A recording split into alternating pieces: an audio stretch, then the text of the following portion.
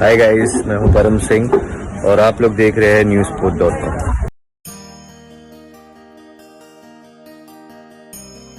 जय हिंद, जय भारत।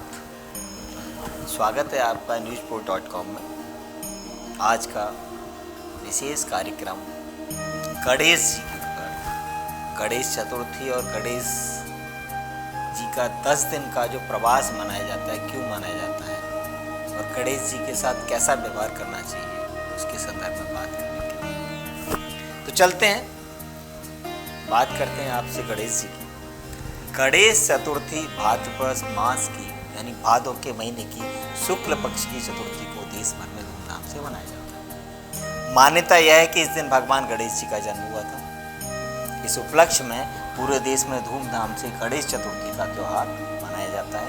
गणेश चतुर्थी क्यों मनाते हैं, इसके पीछे कई सारी पौराणिक कथाएं भी हैं। उनमें से कुछ का वर्णन हम आपके सामने करेंगे। कहा जाता है कि पौराणिक काल में एक बार महर्षि वेद व्यास ने महाभारत की रचना करने के लिए गणेश जी का आह्वान किया। यानी कि ये रहा कि महर्षि वेद व्यास जी ने महाभारत को लिखने के लिए गणेश जी को बुलाया और उनसे महाभारत को लिखने के लिए यानी लिपिबद्ध करने की प्रार्थना की।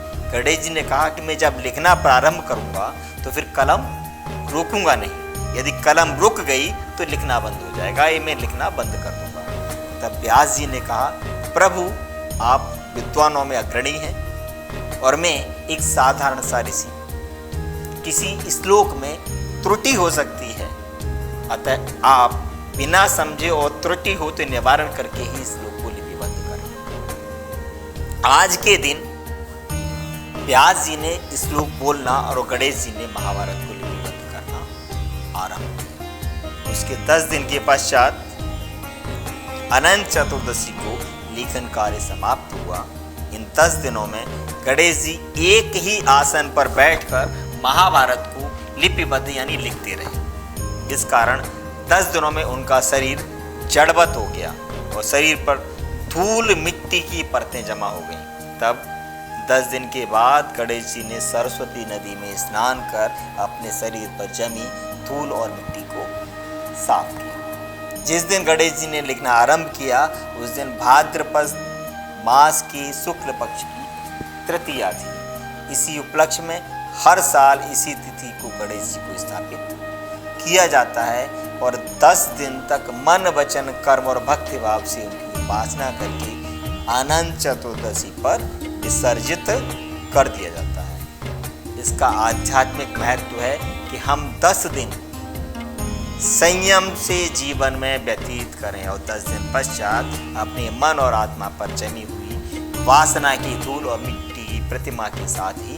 विसर्जित कर एक परिष्कृत और निर्मल मन और आत्मा के रूप को प्राप्त करें। ये कहीं न कहीं जैन परंपरा में मनाए जाने 10 लक्षण धर्म की समरसता को प्रभावित करता है और उसी को प्रकट भी करता है। क्योंकि जैन परंपरा में जो 10 लक्षण धर्म मनाया जाता है उनमें भी 10 दिन धर्म के 10 लक्षणों की आराधना की जाती है और फिर वापस 11वें दिन पहले धर्म को ही मान करके उत्तम क्षमा के साथ क्षमावाणी पर्व का मनाया जाता है और क्षमावाणी के रूप में सभी लोग एक दूसरे से उत्तम क्षमा मांगते हैं और इस तरीके से अपने मन को निर्मल और परिष्कृत करते हैं।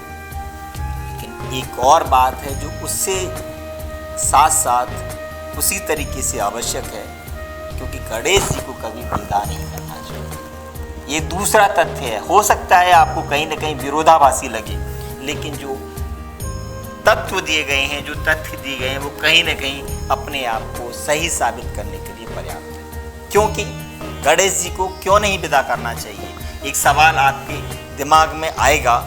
उसके पीछे कारण क्या है? कारण है क्योंकि अगर विघ्न हरता ही अगर विदा हो गई तो आपके विघ्न कौन हरेगा? गणेश जी को विघ्न हरता माना जाता है और अगर उनको हम विदा कर देंगे तो हमारी विघ्न कौन हरेगा? क्या कभी सोचा है गणेश प्रतिमा का विसर्जन क्यों होता है? अधिकतर लोग एक दूसरे की देखा देखी गणेश जी की प्रतिमा को स्थापित करते हैं और 3, 5, 7 या 11 दिन की पूजा के उपरांत उनका विसर्जन किया जाता है। आप सभी से निवेदन है कि आप गणपति की स्थापना तो करें पर विसर्जन नहीं। विसर्जन केवल हिंदुस्तान के एक प्रांत महाराष्ट्र में ही होता है। उसके पीछे भी एक कारण है, क्योंकि गणपति वहाँ पर एक मेहमान बनकर गए थे। वहाँ लाल बाग के राजा कार्तिकेय ने अपने भाई गणेश जी को अपने यहाँ बुलाया और कुछ दिन वहाँ रहने का आग्रह किया। जितने दिन गणेश जी वहाँ रहे उतने दिन माता लक्ष्मी और उनकी पत्नी रिद्धि सिद्धि भी हुई। उनके रहने से लाल बाग धन धान्य से परिपूर्ण हो गया।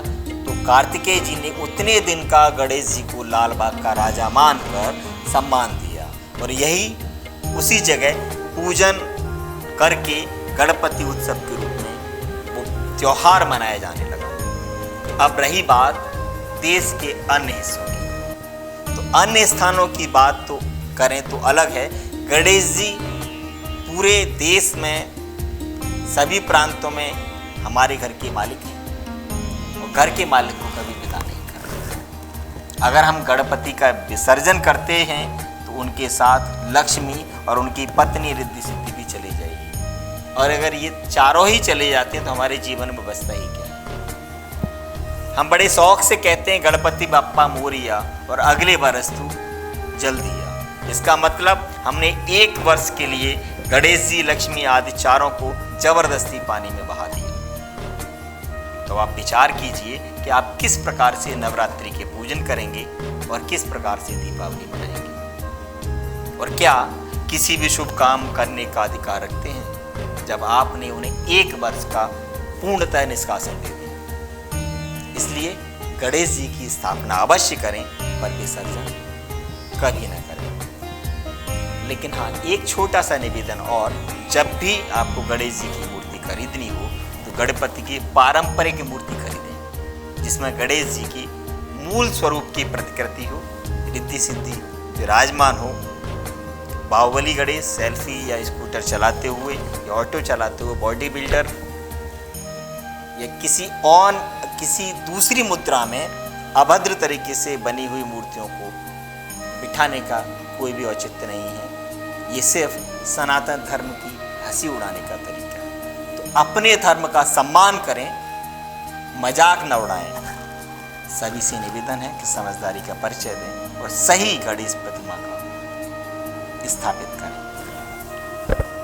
तो आप सभी को गणेश जी के 10 दिन के प्रवास की हार्दिक शुभकामनाएं।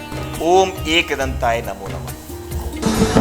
हाय दोस्तों, नमस्कार, और आप देख रहे हैं newsport.com।